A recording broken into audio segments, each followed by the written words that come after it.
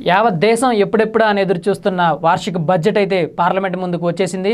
నిర్మలా సీతారామన్ బడ్జెట్ని ప్రవేశపెట్టారు. తెలుగు సూక్తితో ఎస్పెషల్లీ గురజాడ అప్పారావు గారి సూక్తిని ఆవిడ ప్రస్తావిస్తూ బడ్జెట్ని అయితే ప్రవేశపెట్టారు. దేశం అంటే మట్టి కాదు, దేశం అంటే మనుషులు అనే నినాదంతో భారతదేశం ముందుకు వెళ్తుందనే భావనని వ్యక్తపరిచేలా ఆవిడ ఈ వ్యాఖ్యలు చేశారు. దీంతో పాటుగా వికసిత్ భారత్, ఆత్మనిర్భర్ భారత్, స్టార్టప్స్తో ఇండియా కళకళలాడాలని చెప్పేసి ఆవిడ ఆకాంక్షిస్తూ బడ్జెట్ని అయితే ప్రవేశపెట్టారు. బడ్జెట్ ప్రసంగాన్ని ప్రారంభించారు.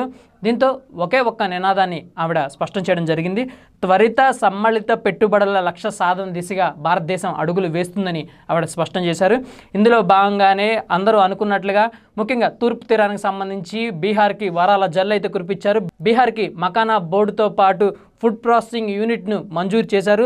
ఇందులో భాగంగానే ఫిషరీస్కి కానీ, ఉద్యానవన శాఖకి సంబంధించి కానీ, నూనె ఉత్పత్తికి సంబంధించి కానీ, పండ్లు కూరగాయల ఉత్పాదనకు సంబంధించి కానీ కొత్త పథకాన్ని ప్రవేశపెట్టడంతో పాటు లక్షల మందికి ఉపాధి కల్పన దిశగా బీహార్కి అయితే ఈ వరాల జల్లును కురిపించడం జరిగింది. దీంతో పాటుగా వ్యవసాయ రంగానికి పెద్దపీట వేస్తున్నామని చెప్పడానికి నిదర్శనంగా ఇప్పటివరకు ఉన్న కిసాన్ క్రెడిట్ కార్డుల లిమిట్ ఏదైతే 3 లక్షలుగా ఉందో, ఎప్పటి నుంచి అయితే రైతుల దగ్గర నుంచి భారీ స్థాయిలో వినతులైతే వ్యక్తమవుతా ఉన్నాయి. కిసాన్ క్రెడిట్ కార్డుల లిమిట్ని పెంచాలని, దానికి ఊతమిస్తూ 5 లక్షలకు కిసాన్ క్రెడిట్ కార్డుల లిమిట్ను పెంచుతూ నిర్మలా సీతారామన్ ప్రకటన చేశారు. దీంతో 7.7 లక్షల మంది రైతులకైతే మేలు జరిగే అవకాశం ఉంది.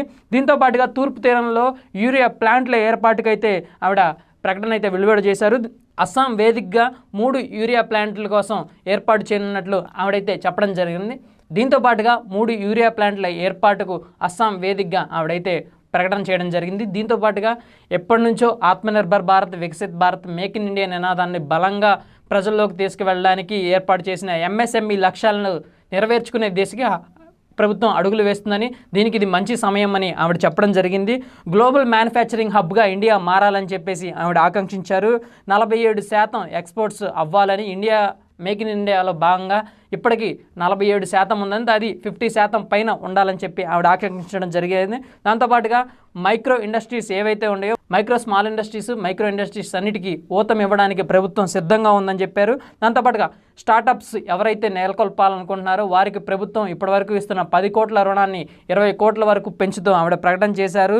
27 సెక్టార్లో ఈ 20 కోట్ల వరకు రుణ పెంపుకు ఆవిడ ఆమోదం తెలిపారు. దాంతోపాటుగా మైక్రో ఎంటర్ప్రీనర్స్ ఎవరైతే స్టార్ట్ చేయాలనుకుంటున్నారో వారికి 5 లక్షల వరకు క్రెడిట్ కార్డు ఇవ్వడానికి సిద్ధమైంది. అంటే చిన్న తరహా కుటీర పరిశ్రమలు గ్రామీణ శాఖలో ఎక్కువగా ఉంటాయి. గ్రామీణ అభివృద్ధి లక్ష్యంగా ఎవరైతే మిషనరీ కానీ, కుట్టు కానీ, చేతి వృత్తుల పరిశ్రమలు కానీ ఎవరైతే మైక్రో ఎంటర్ప్రీనర్స్ ఉంటారో వారికి ఊతం ఇవ్వడానికి 5 లక్షలు వచ్చేలాగా ఒక క్రెడిట్ కార్డ్ సిస్టమ్ని తీసుకురాబోతుంది గవర్నమెంట్.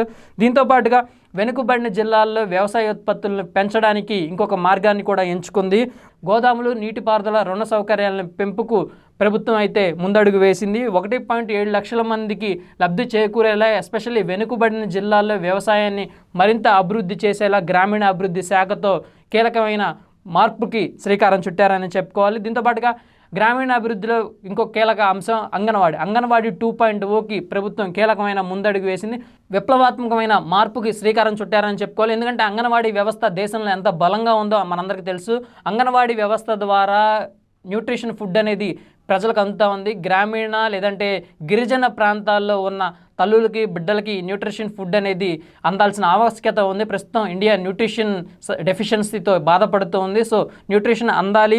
8 కోట్ల మంది చిన్నారులకి, 1 కోటి మంది తల్లులకి, 20 లక్షల మంది బాలికలకి ఈ న్యూట్రిషన్ ఫుడ్ అందాలనే ఉద్దేశంతో అంగన్వాడీ 2.0ని ప్రభుత్వం ప్రజల ముందుకు తీసుకురాబోతుంది. మొత్తం మీద ఇప్పటివరకు మనం చెప్పుకున్న 4 సెక్టార్లు ఏదైతే వ్యవసాయ రంగం, దాంతోపాటు ఎంఎస్ఎంఈ రంగం, దాంతోపాటు అంగన్వాడీ, దాంతోపాటుగా కిసాన్ క్రెడిట్ కార్డులు, 4 రంగాలకు సంబంధించి భారీ స్థాయిలో పెట్టుబడులతో పాటు భారీ స్థాయిలో ఊరట కల్పించేలా అయితే నిర్మలా సీతారామన్ ఈ ప్రకటన చేశారు.